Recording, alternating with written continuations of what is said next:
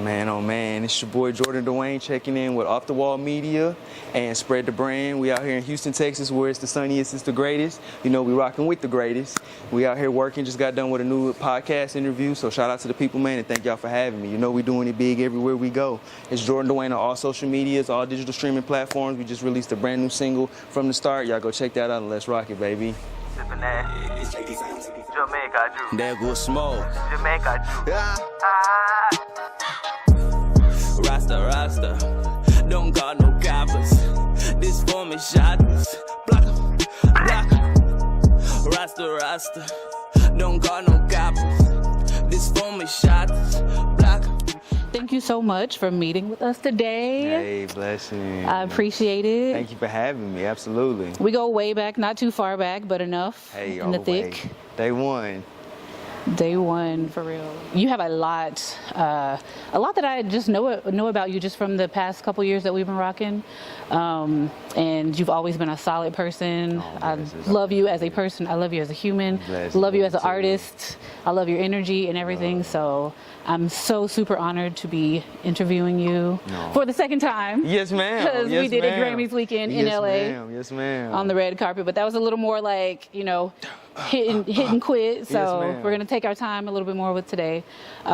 So you are, to actually give us a little backstory on you and who you are and where you're from, you know, just give us the quick little rundown. Yes, ma'am. Well, it's a blessing and honor to be here. Shout out to Off the Wall Media. It's your boy Jordann Dwayne. You know, I'm an alternative rock and hip hop artist from Houston, Texas. I'm from Houston, Texas, but you know, we travel out and branch out everywhere. You know, I'm an entrepreneur. I have a couple of businesses that I own and I'm invested in. So entrepreneur as well, full-time, published author and published model. So full-time worker, full-time go-getter. Love it, love it. Yes, ma'am. Okay. Yes, ma'am. And so have you been in Houston your whole life? So yes, I travel a lot. You know, I'm in and out between doing tours and stuff like that and business work, but Houston is home base. Home base is where we're really usually at in Houston. Yes, ma'am. So H-Town, you are a Hey. Houstonian. Yes, ma'am. Dope. So Houston is not necessarily known for alternative rock and things like that, more so hip hop and rap and some R&B, you know, some of our pop artists as well. So how is it being in Houston in your genre?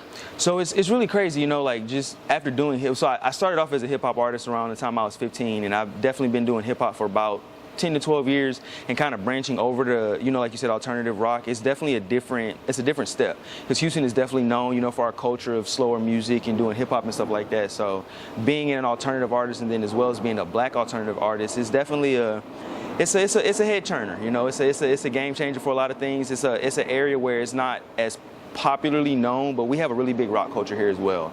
But again, it's like being a African American, you know, alternative artists, it's a different lane. You know, we definitely get a lot of different reactions than we initially thought, and it's all positive. You know, of course we get the negative too, but it's kind of rolling with it. But it's definitely a different angle. You know, a lot of people aren't expecting when you tell people from Houston or that you're from Houston or in Houston, you know, that you do rock music alternative. It's a different type of reaction than the traditional. Oh, he just raps. He just, you know, it's definitely different. Yeah. Yes, ma'am. Actually, that's what drew me to you. We're Off the Wall Media, but we're just Off the Wall brand, period. And I was like, you know, same thing. You told me, you know, I met you as an artist, and I had to look up your music and I'm like, oh my, because I saw you dress different. Yes, ma'am. First of all, so I was like, all right, what does he got going on? love. And so I heard the music and I was like, yes, because I was raised on just being able to listen to what I wanted to listen to. So I trended towards alternative and rock type music, even a little more punky type music as well. So, and I see all that in you. First of all, love your outfit. Oh, thank you. Shout out I've never to seen you people. dressed normal, if there is a normal. Yes, ma'am. We try to be a little different, keep the heads turning, keep everybody curious. Yes, ma'am. Yes, I love it. So kind of going along with Houston, so how has it been being in this scene? Like, where do you perform? You know, where are some places that accept your performances or accept your genre, or have you felt accepted everywhere? So definitely, you know, and it's crazy because there's definitely, you know, different cultures in different places. So, you know, Texas is definitely an open market when it comes to music. You know, like I said, there's definitely a lot of places here in Houston. Shout out to like One Sound Vibe. We've done some performances up there. We definitely do performances in like Austin, even the Dallas area, San Antonio, stuff like that. San Antonio is really receptive to the rock genre. Okay. So definitely San Antonio, shout out to them. Shout out, really, like I said, the whole state, but Houston is becoming more culturally diverse. So, you know, when you tell different types of people, you know, that we're coming with a different type of music, people are curious. So Houston's definitely receptive to it. Cool. That's awesome. I'm excited to see, first of all, what you continue to do in Houston. Hey. Even though you don't realize it and recognize it, people see it. And it gives people, every single head that you turn or every single like eyebrow that you raise, that puts a different, how do you say it, like perspective in people's brains of what you can do. You already have, and you're going to continue to inspire so many people that want to step outside of the box. So I appreciate you for being you. Yes, and on that, have you always been like an alternative type person?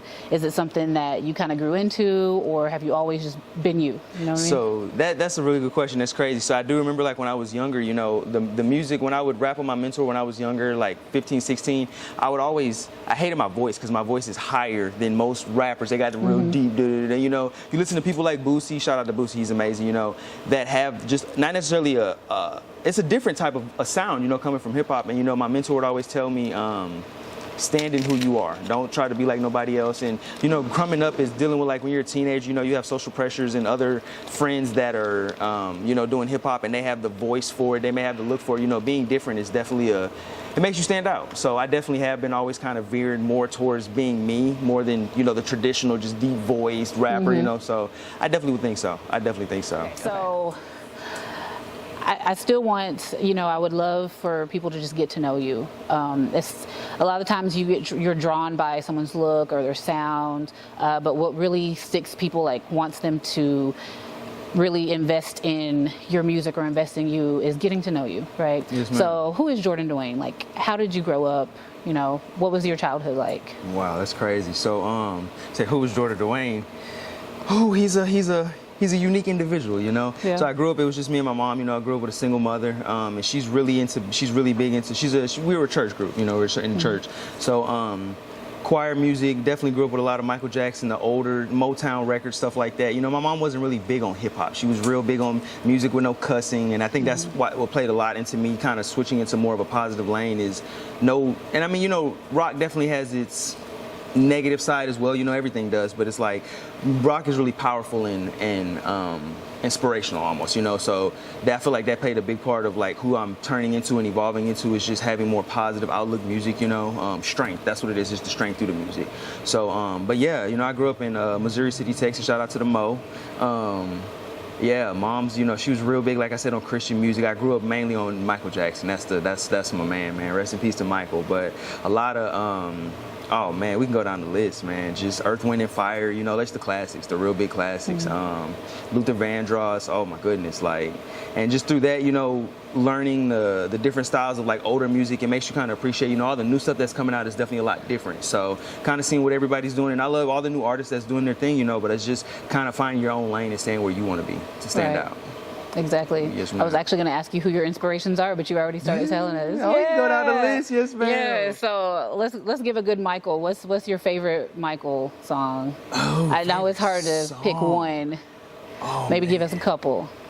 Definitely Remember the Time, because I literally used to come home from school and just watch the music video every day on my little VHS, rewind it, learn the dance moves, rewind it. Black or White, it's a powerful song to me, and the video. I'm real big on video production, and I love how he was very stuck in wanting to make his music videos like movies, you know, and that's why his videos really stand out. The You Are Not Alone song, you know, it kind of reminds me just being younger when I had my grandparents pass away, just really listening to that over and over and over again. And it's not even so much his bigger radio hits, he had a catalog. So it's like, you know, you go back and there's always one song you didn't hear by Michael and you just like, wow, like, it's talented, real talented. Genius. Yes, ma'am. Like very, very like musically genius. Yes. Shout out to Quincy too. Yes, ma'am. Yes, awesome. Ma'am. Love it. So, how do you feel like your experiences and your childhood and things that you've been through come out into your music? Wow, that's a powerful question. So you know, and it's wild that you say that. So I read a lot, and I read a lot of artists who. And shout out to all the songwriters. You know, I read about a lot of artists, and especially the, you know, more mainstream ones that involve songwriters in their process. And you know, it's really good because, you know, when you're trying to work on a project, if you want something to be successful, you know, you hire the best people to bring on board. But I'm really like hands-on with a lot of the stuff that I like to make music about and bring that from personal experiences. So, you know, from the motivational moments to the hard times in life, you know, I try to incorporate that so people see that it's real and it's raw. You know, I definitely want I definitely want people to realize that it's authentic, I guess is the word I'm looking for. Right. So, you know, I definitely try to pull from experiences, things that I've seen, things that I've been through and made it through, you know, to make that as part, to make the music as connecting as possible, you know? Yes, ma'am. Right. Yes, ma'am.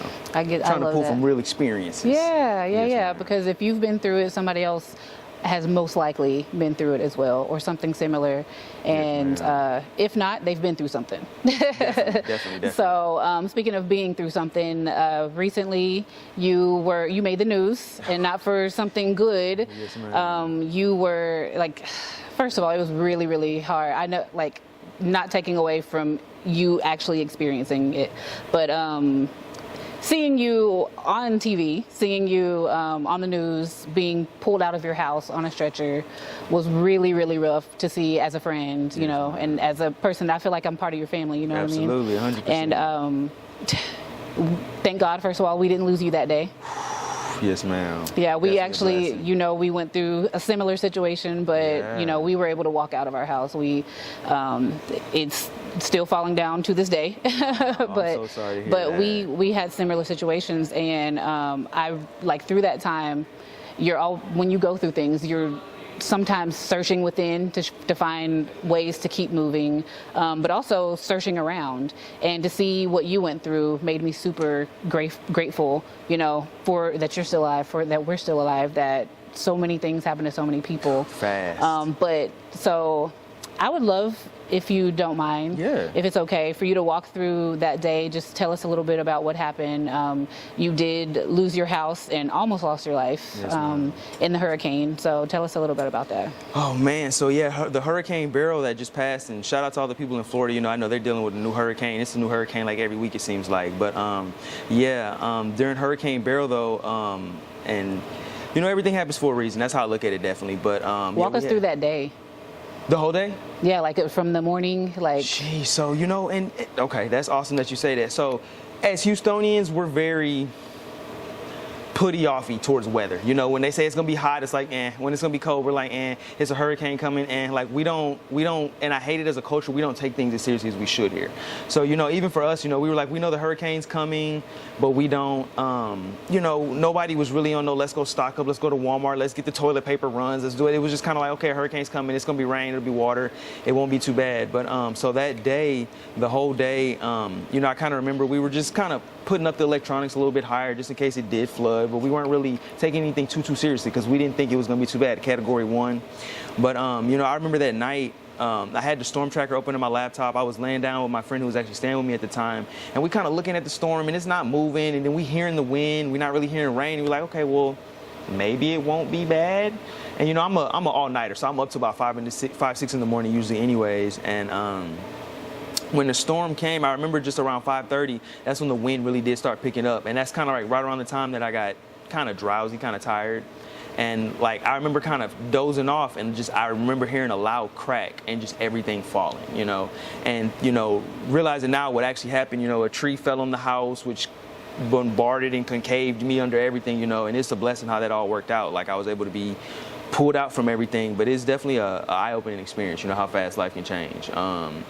The tree came down on the roof, which pinned me, and like, luckily, which was the wildest thing in the world, you know, and that's what I said, definitely thanks to God, you know, where I was at, like, the small pocket of area that I was in was literally the only savable side of that house. Like, sometimes we'll sleep in the living room, just pass out there. Had I been a few more inches over in my bed to the left or to the right, or for some reason sleeping on the floor or anything like that, nobody would have walked away from that. So, you know, I look at everything like it does happen for a reason. Everything happens the way it's supposed to happen, you know, it's awakening, you know.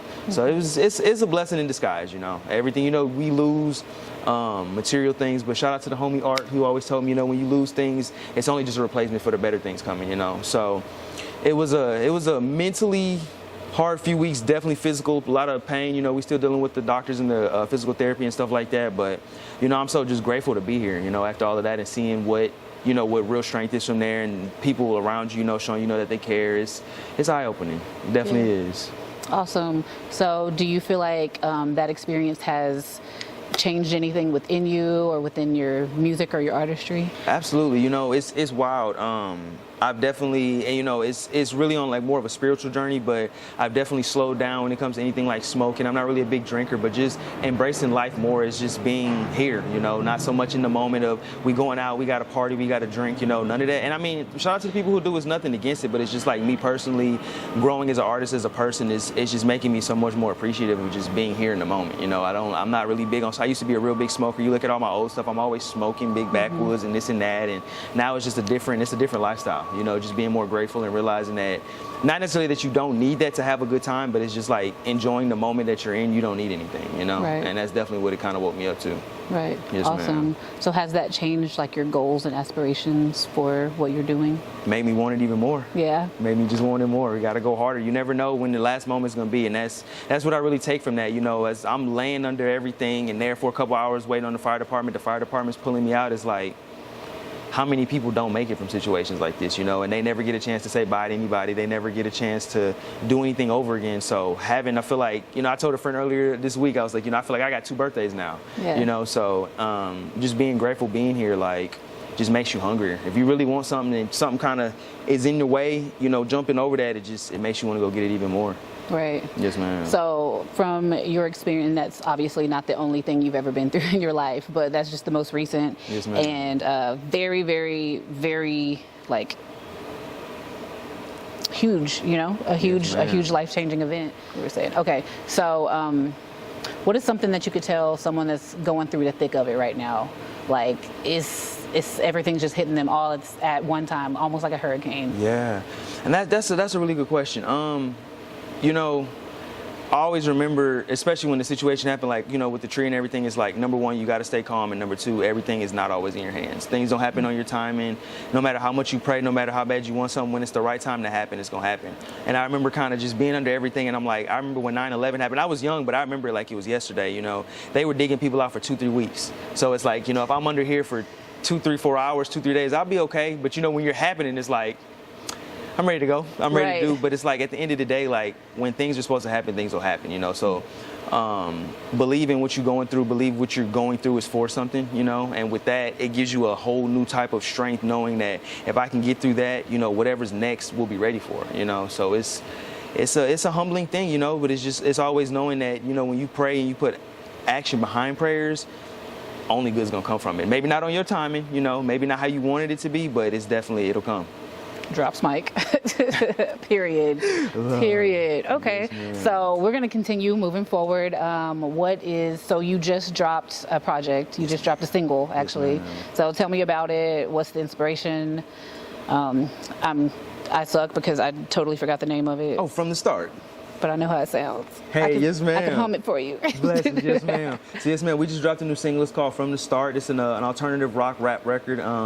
It's you know, just strength and understanding that, again, that like not everything happens on your time. What you kind of expect sometimes and expect how things to play don't always work out like that, you know. But there's the other side to that, you know. When you, like painters, I like looking at painters do their thing, because it's like when they start with a canvas, they know what they want it to be like, but they know it might not turn out exactly like that. So even with music, you know, when you hear things, different songs put you in different moods, but it's like certain songs that you go to listen to that make you stronger, that keep you running through things. That's kind of what I wanted to embody in the record. Is just, you know, things may not always be great, but when you work out, you're in pain to get better. You know, when you practicing, it may not be fun at the time, but you're practicing to win the championship. And it's just one of those things that, like, you know, when you listen to certain songs and when you do certain things, it's to make you stronger in the long run. And that's definitely one of the things I kind of wanted to pull from that. It's like pain has a purpose, you know. Everything we go through has a purpose. Yes, ma'am. Beautiful, beautiful. Can you give us a couple lines from it that kind of stick out to you? Oh man, so you know, and that's crazy. I mean, I know the words, but it's just like the hook specifically in itself is one of the. It hit me so fast when I heard the record. You know, I didn't spend too much time dwelling on the words because it's more of a feeling. But it's basically saying, you know, everything from the start, it may not have been exactly what you wanted it to be, but it turned out better than it could have. You know, so like I said, it's just one of those records that I was kind of putting together as a motivational thing. You know, it's not really a darker song, but it has a deeper tone to it. So you know, it really hits you. Supposed to hit you, but definitely it's one of those songs, you know, you listen back to old rock songs and it's like, I remember this from 2004, 2006 just because of the mental spot it put me through, you know. Yes, ma'am. So how is this song different from your previous songs? That's crazy. It's a lot more pain in it, I would think, just from everything, you know, capitalizing. I've been recording a lot of new music since everything happened. Got a blessing, got a new spot to stay in and everything. And it's like a lot of my new music is definitely not necessarily pain music, but it's definitely more awakening music, you know, understanding like what we've been through and where we're going. But this one, when we were working on it, you know, we instantly knew this was going to be one of the bigger ones. So just taking what we've, you know, all been through, and as a group, you know, I have a lot of people that when we work on different songs, you know, I have people give me their input, and it just kind of is stuck just because it's like everybody's always going through something, you know, and when you hear it, it's one of those things that it's like it can be relatable in so many different things, whether it's relationship, life, you know, work, anything like that. Like, we just got to keep rolling. Awesome. Yes, ma'am. Awesome. So what are we looking forward to for the future? Sheesh. Shout out to the Recording Academy. You know, Grammy season's coming up. Shout out to all the nominees. But just, you know, we have a lot of new merch coming up, new exclusive Jordann Dwayne merch coming up. We definitely got a lot of shows that we lining up, tours for next year that we're booking, just a lot of different meet and greets, a lot of just trying to see everybody, trying to support everybody who's supporting us, getting out there, touching the fans, seeing the fans, the supporters. I don't like saying fans, supporters, because it's all love. But just getting out in the world, you know, it's a blessing. COVID, it's not gone, but, you know, it's died down to the point where we can actually be interactive with people again. So just really getting out there and touching the people that touch us. Okay. Yes, ma'am. And I'm not going to just let you slide past the Recording Academy part. Oh, man. Like, let us know the good news about that. Oh, man. Your involvement. Yes, ma'am. Shout out to the Recording Academy. Yes, ma'am. We got offered the invitation for membership this year as a voting member. So definitely a blessing. It's been a long time coming. We've been working for trying to, you know, get our way into the Recording Academy so we can get our things nominated and placed. And, you know, it's definitely a blessing just being in the mentorships and the programs and being able to network with these people who've been around so many influential people and help them. You know, it's a blessing. It definitely is. Super grateful. Awesome. So we have music to look forward to seeing or to hearing. What about future performances? Yes, ma'am. So, like I said, we're locking in tour dates all for 2025. I want to say 2024. It's almost over. 2025. Yes, ma'am. Definitely locking down different cities, seeing our different demographics of the people that's rocking with us and everything like that. So, keeping it rolling. Okay, here's a question for you. Oh, if you could collaborate with anyone, living or dead, who would it be? Michael Jackson. And why? Because the energy in the room would just be so life-caring. I don't even know if that's a word, but just it's certain things you do, you know, when, you know, you hear about basketball players, hear about their favorite, you know, basketball player coming up or football player, just anybody that has a role model. It's like, it's not even so much the experience of what can that person do for me, but just feeling that person's energy. And it's like, is this real? Like, if this person can do this, it's like, not saying, you know, we want to be exactly like somebody else, but just that type of carrying themselves as a professional, you know, their energy that they have, it'd be life-changing. So I would have to say Michael, with anybody. Okay, so what would y'all do? Ooh, so I'm, like I said, you know, I'm on the alternative side, so I'm open for different sounds when it comes to making music. You know, we still do dibble and dabble in hip hop. We definitely dabble in the pop, R&B, stuff like that. So it would just be crazy. I don't even, because you match it. You syncing dance moves with him? Oh, we going crazy. We doing the whole 100-yard dash, and it's wild because a lot of his music incorporates real instruments. You know, you hear like in the black and white record, it's definitely a lot of heavy guitar. Even in Beat It, it's a hard guitar solo that Slash actually ended up playing. A lot of people don't know that, but he wasn't supposed to play that record, but he ended up playing it. So he has a lot of rock elements in his music, you know, and it's more on the pop R&B side, but he's definitely indulged in the rock world, you know. So it would be crazy. Just a modern record from Michael and Jordann, like that would be different. That would be Michael different. and Jordann. Michael and Jordann, that would be different. Love it. Yes, ma'am. Love it. Yes, Thanks ma'am. so much No, for bless. sitting down with us in this beating down heat of Texas. You know, it's 50 degrees this morning, and now it's like whatever. 92?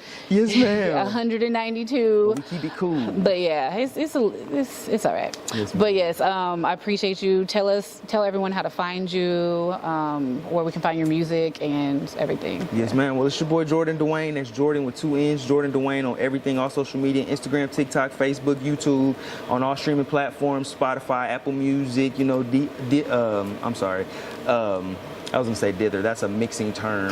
Deezer, iHeartRadio, all the major digital platforms, though. Everything Jordann Dwayne. Yes, ma'am. Okay. Yes, ma'am. Appreciate you. Thank you for having me. Yes. Big blessings. This is your boy Jordann Dwayne. You know we always checking in. Came to work, we ain't come to play, baby. Let's get it. We out here in the greatest city there is, man. Houston, Texas. Shout out to Off the Wall Media and spread the brand, baby. Let's make it go. Safely broken into simple lock and key. Extort your dynasty, imperial royalty, revenge and anarchy. Eye for eye, systematic chronological.